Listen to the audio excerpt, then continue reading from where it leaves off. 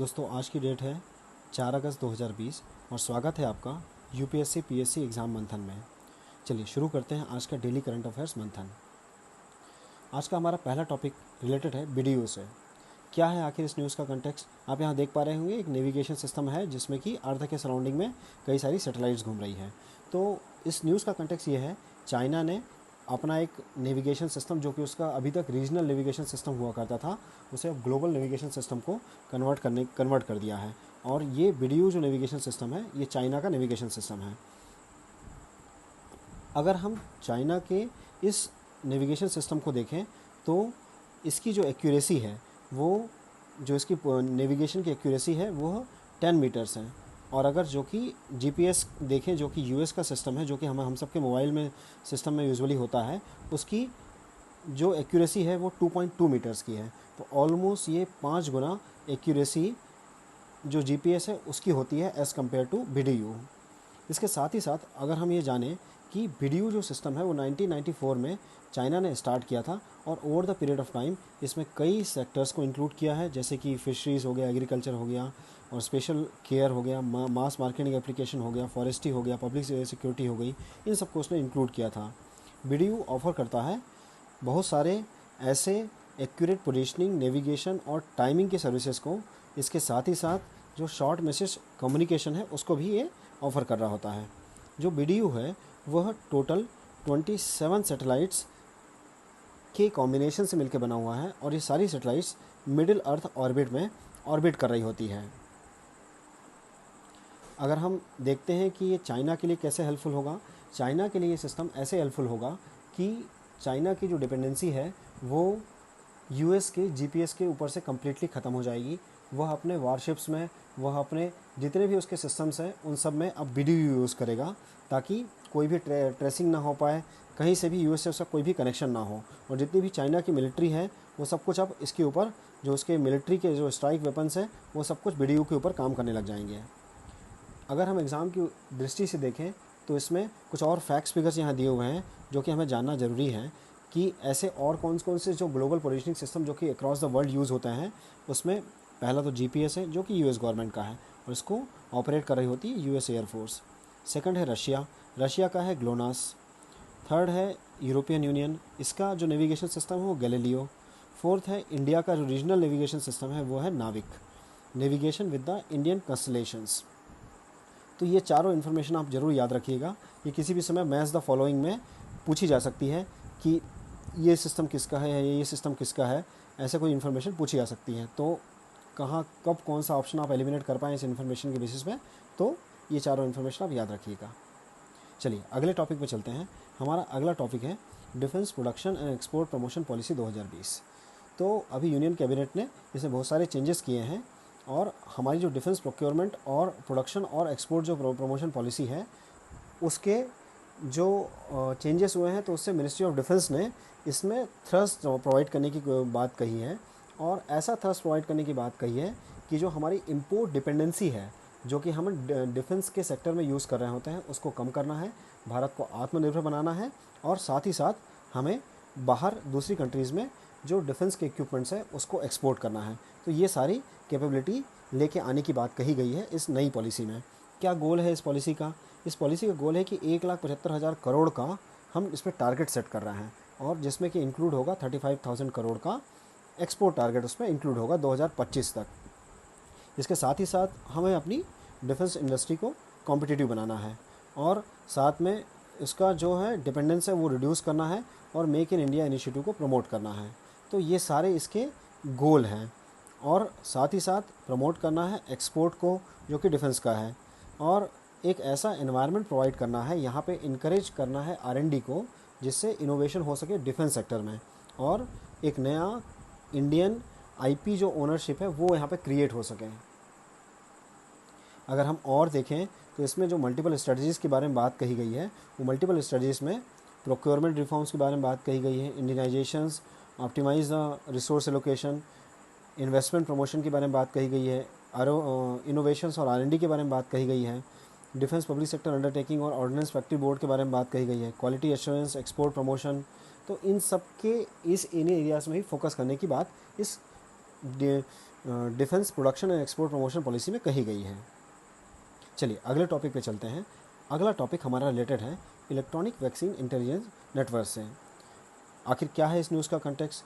इस न्यूज़ का कंटेक्स्ट ये है कि अप्रैल 2020 से 8 इंडियन स्टेट्स ने ई विन एप्लीकेशन को कम्प्लीटली फॉलो करने लगे हैं और इसके थ्रू 100% वो लोग इसके ट्रैक करना और कोविड-19 की जो मटेरियल सप्लाई हो रही है वो देखना, उसकी अवेलेबिलिटी के बारे में बात करना, अलर्ट रेस करना अगर उसकी मेडिसिन की कमी हो जाती है ना, और जो 81 जो असेंशियल ड्रग्स और इक्विपमेंट्स अगर कम हो जाते हैं तो इस पूरे कंप्लीट सिस्टम को अब अडॉप्ट कर लिया गया है 8 स्टेट्स में।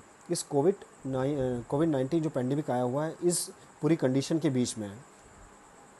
आइए और जानते हैं कि क्या है ई विन सिस्टम। ई विन सिस्टम एक तरह का इनोवेटिव टेक्नोलॉजिकल सोल्यूशन है जो कि एक तरह का सप्लाई चेन मैनेजमेंट सिस्टम को ये इंटीग्रेट कर रहा है और स्ट्रेंथन कर रहा है। जो इम्यूनाइजेशन की जो कैपेबिलिटीज़ है इंडिया की उसको ये इम्प्रूव कर रहा है और ये रियल टाइम इन्फॉर्मेशन प्रोवाइड कर रहा होता है on the vaccine stocks and flows और storage temperature across all the cold chains, ये इसको प्रोवाइड कर रहा होता है। सिर्फ और सिर्फ ये रियल टाइम इन्फॉर्मेशन नहीं बताता है, इसके साथ में ये भी बताता है कि फ़्लो में क्या चीज़ चल रही है, स्टोरेज टेम्परेचर क्या होना चाहिए, ये जो भी वैक्सीन्स को आप यहाँ से वहाँ ट्रांसपोर्ट करने वाले हैं उन सब का, ये सब कुछ इन्फॉर्मेशन वहाँ पे होने वाली है। अगर देखा जाए इम्प्लीमेंटेशन साइड में तो नेशनल हेल्थ मिशन के अंदर इम्प्लीमेंट हो रहा है और ministry of health and family welfare इसको इम्प्लीमेंट कर रही है। ई विन ऑलरेडी 32 स्टेट्स में यूज़ किया जाने लगा है, 32 स्टेट्स और यूटीज़ में यूज़ किया जाने लगा है और बाकी जो बचे हुए स्टेट्स हैं और यूटीज़ हैं वहाँ भी इसे थोड़े ही दिनों में इम्प्लीमेंट करा दिया जाएगा। चलिए अगले टॉपिक पे चलते हैं। हमारा अगला टॉपिक है नेशनल ट्रांजिट पास सिस्टम से। चलिए देखते हैं इसका कंटेक्स्ट क्या है इस न्यूज़ का। इस न्यूज़ का कंटेक्स्ट ये है कि जो फॉरेस्ट प्रोड्यूस जैसे कि टिम्बर, बैम्बू और सिमिलर फॉरेस्ट प्रोड्यूस होते हैं उसके सीमलेस मूवमेंट में इंटर स्टेट और इंट्रा स्टेट अब नेशनल ट्रांजिट पास सिस्टम को इंट्रोड्यूस किया जा रहा है, जो कि अभी इनिशियली मध्य प्रदेश और तेलंगाना में इंट्रोड्यूस किया गया है। Over the period of time इसे भारत के दूसरे हिस्सों में भी लेके जाया जाएगा। आखिर ऐसा क्या है इस सिस्टम में? ये पास एक तरह का ऐसा पास होगा जो कि सीमलेस मूवमेंट को सपोर्ट करेगा, ट्रांसपेरेंसी लेके आएगा, अकाउंटेबिलिटी लेके आएगा और बाकी जो भी करप्शन हो सकता है उन सबको रिड्यूस करने में हेल्प करेगा। तो और इसके साथ ही साथ ये जितना भी ऐसा प्रोड्यूस जहाँ जिसका मूवमेंट होगा उसको रिकॉर्ड भी करेगा कि इंटर स्टेट और इंट्रा स्टेट ट्रांसपोर्टेशन हुआ है, वो किस क्वांटिटी में हुआ है, क्या क्या हुआ है, वो सब कुछ रिकॉर्ड भी करेगा। तो एक कंप्लीट स्टैटिस्टिक्स भी डेवलप होती जाएगी हमारे पास में। कैसे काम करता है ये पूरा सिस्टम? ये सिस्टम काम करता है कि आपको ई पास जनरेट करने की एक फैसिलिटी प्रोवाइड होगी, या तो आपके मोबाइल फ़ोन एप्लीकेशन के थ्रू या फिर वेब पोर्टल के थ्रू आप जाके रिक्वेस्ट रेस कर पाएंगे और वो एक संबंधित फॉरेस्ट एरिया जहाँ के लिए आप रिक्वेस्ट रेस करेंगे वहाँ के डिपार्टमेंट में वो फॉरवर्ड कर दी जाएगी और जो बेसिक डॉक्यूमेंटेशन आपका वहाँ पे ऑनलाइन ही अपलोड करने की परमिशन होगी और इसके बेसिस में आपको ई पास जनरेट हो जाएगा और वही ई पास आप ले जाकर डायरेक्टली दिखा सकते हैं और उसे व्यू कर सकते हैं। तो ये एक बेसिक इन्फॉर्मेशन हो गई इससे रिलेटेड। चलिए अगले टॉपिक पे चलते हैं। हमारा अगला टॉपिक है संबंधित है ढोल से। आखिर क्या है कंटेक्स्ट? कंटेक्स्ट ये है कि अभी 3 ऑर्गेनाइजेशन ने ढोल, जो कि एक तरह का कार्निवोरस एनिमल है इंडिया में, उसके ऊपर कुछ फाइंडिंग्स निकाल के लेके आए हैं। उन लोगों ने कुछ स्टडी करी है कि अभी कंजर्वेशन एफर्ट कैसे किए जा रहे हैं डिफरेंट स्टेट्स में ढोल को लेकर के। तो यहाँ पे 3 जो संस्थाएं हैं, wildlife conservation society, wildlife conservation trust और national centre for the biological sciences, इन तीनों की स्टडी सामने आई है। तो ये जो ढोल है उस ढोल को Asian wild dog, Asiatic wild dog, Indian wild dog या विस्लिंग डॉग, रेड डॉग या माउंटेन वुल्फ, ये सारे नामों से भी जाना जाता है। और टाइगर के बाद में यही एक ऐसा कार्निवोरस लार्ज एनिमल है जो कि IUCN की इंडेंजर्ड कैटेगरी में मेंशन्ड है। आप यहाँ इमेज में देख पा रहे होंगे एक जंगली कुत्ते टाइप का आपको जीव दिख रहा है, यही ढोल है। अगर हम ढोल के बारे में और देखें तो ये सिर्फ और सिर्फ इंडिया में नहीं मिलता है बल्कि tropical forest of south and south east Asia में भी ये मिलता है और इसका IUCN स्टेटस है इंडेंजर्ड, साइट्स के अपेंडिक्स 2 में मेंशन्ड है और वाइल्ड लाइफ प्रोटेक्शन एक्ट के शेड्यूल 2 में मेंशन्ड है। क्या क्या की फाइंडिंग्स है? की फाइंडिंग्स है कि कर्नाटका, महाराष्ट्र और मध्य प्रदेश, ये तीनों स्टेट्स ने बहुत अच्छा काम किया है ढोल के कंजर्वेशन में। वहाँ पे इसकी प्रे जो है उसकी भी अवेलेबिलिटी में इन लोगों ने अच्छा काम किया है, जिससे इनकी जो पॉपुलेशन है वहाँ और ब्रीडिंग है वो अच्छी हो रही है। अगर दूसरी साइड में देखा जाए तो 5 स्टेट्स, अरुणाचल प्रदेश, छत्तीसगढ़, उड़ीसा, तेलंगाना और गोवा, अभी ये लोगों ने इतना एफर्ट यहाँ पे नहीं लगा पाए हैं इस पूरे इसके कंजर्वेशन में। तो यहाँ पे इन 5 स्टेट्स में और कंजर्वेशन एफर्ट्स को बढ़ाने की अभी बात कही जा रही है। और अगर हम देखें तो अगर ईस्टर्न घाट में, जो कि आंध्र प्रदेश, तेलंगाना और उड़ीसा है, वहाँ पे इसकी कंजर्वेशन एफर्ट्स को बढ़ाने की बात कही जा रही है, ताकि दोनों के बीच में, जो कि वेस्टर्न घाट और ईस्टर्न घाट है, दोनों के बीच में एक लिंक इस्टेब्लिश हो सके। और इसके साथ ही साथ जो सेंट्रल इंडिया है उस पोर्शन में भी ढोल की पॉपुलेशन को बढ़ाया जा सके। तो ये कंप्लीट इन्फॉर्मेशन हो गई ढोल से रिलेटेड। ढोल एग्ज़ाम की दृष्टि से बहुत इंपॉर्टेंट है और कई बार इससे क्वेश्चन पूछे गए हैं। थैंक्स दोस्तों, आज के लिए हमारे पास इतने ही टॉपिक्स अवेलेबल थे।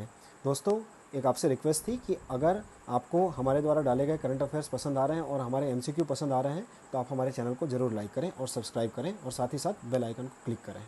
Thank you, thanks for the discussion.